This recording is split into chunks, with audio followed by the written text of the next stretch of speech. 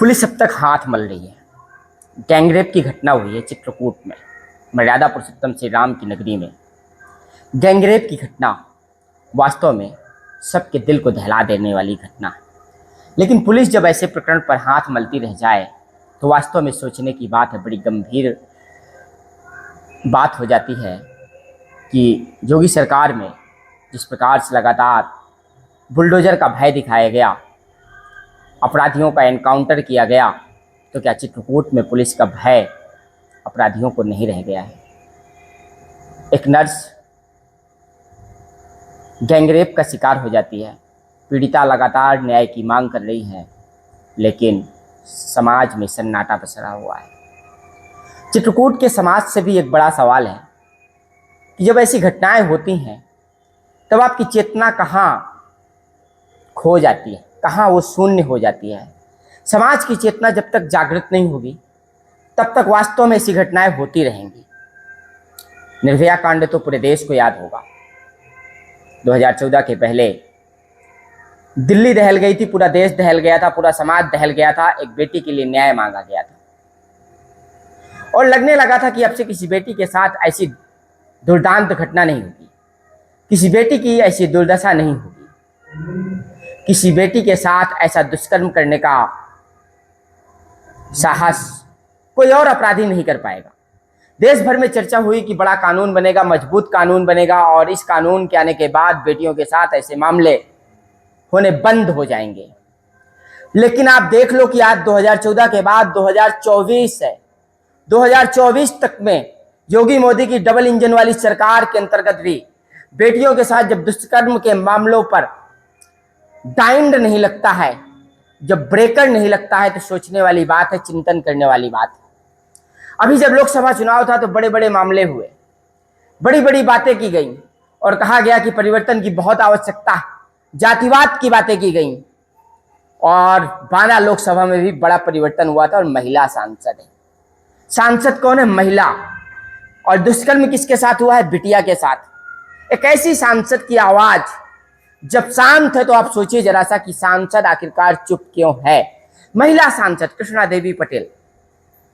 लोगों ने बड़े तन्मयता के साथ, बड़े प्यार के साथ, बड़े जद्दोजहद के साथ उनको 12 लोकसभा की जिम्मेदारी सौंपी और लोगों को लगा कि महिला सांसद न्याय के लिए, महिला सांसद विकास के लिए काम करेंगे। लेकिन चित्रकूट के बरगढ़ में जब बेटी के साथ अन्याय होता है, दुष्कर्म होता है, तो अब तक महिला सांसद का कोई एक बयान सार्वजनिक रूप से, सार्वजनिक प्लेटफॉर्म पर सुनने के लिए नहीं मिला है। इसलिए समाजवादी पार्टी पर सवाल खड़े होते हैं कि अखिलेश यादव जो ऐसे मामलों पर शांत नहीं रहते हैं, क्या अपनी महिला सांसद की वजह से, क्या अपने सपा विधायक की वजह से चित्रकूट के इस मामले पर विपक्ष के बड़े नेता अखिलेश यादव चुप्पी साधे हुए हैं? पहला सवाल। जहां विपक्ष को हमलावर होना चाहिए था भारतीय जनता पार्टी के ऊपर, भारतीय जनता पार्टी की सरकार के ऊपर, योगी आदित्यनाथ की सरकार के ऊपर, वहां विपक्ष शांत बैठा है, तो बड़े सवाल खड़े होते हैं कि आखिरकार विपक्ष क्या अपने विधायक की छवि को बचाने का काम कर रहा है?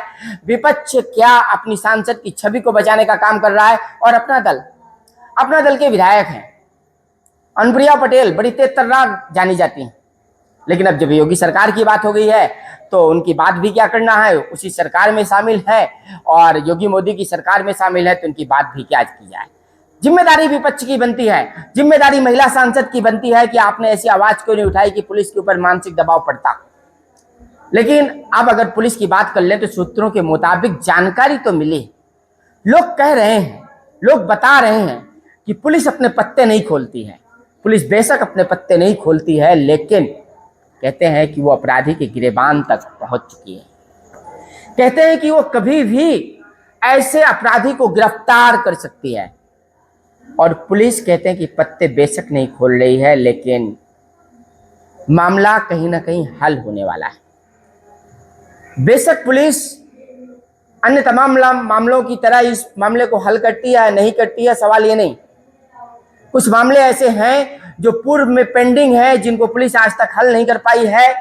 वो सवाल तो बनता है, ये मामला हल होना चाहिए, इस मामले का अपराधी पकड़ा जाना चाहिए, ये बात तय होनी चाहिए।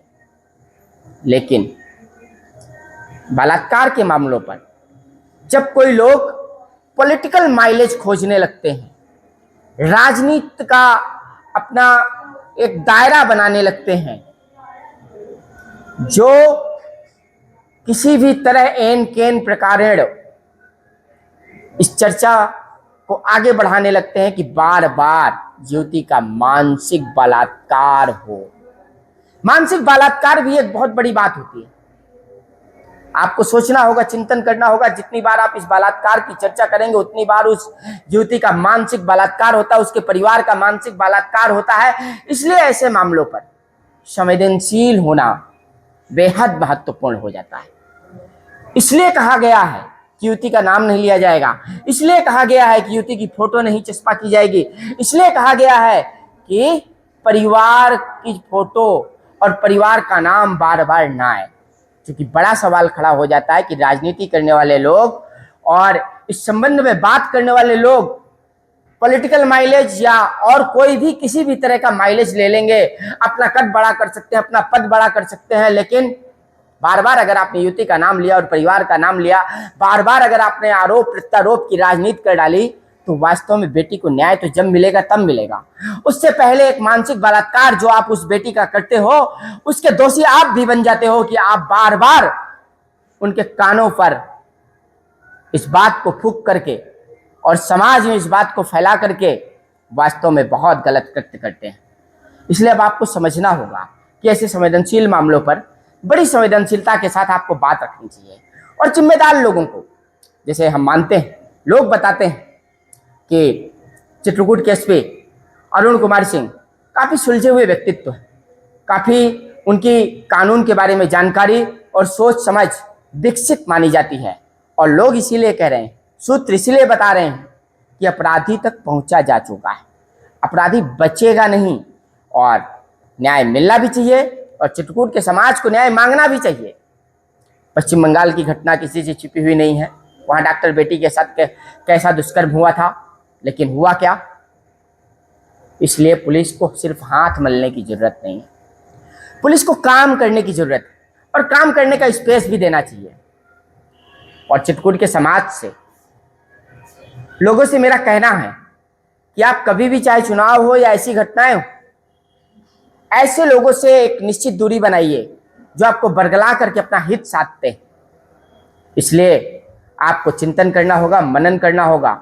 और बांदा की जो सांसद हैं, महिला सांसद हैं, बड़ा सवाल खड़ा हो रहा है कि महिला सांसद होने के बावजूद एक बेटी की आवाज को नहीं उठा सके।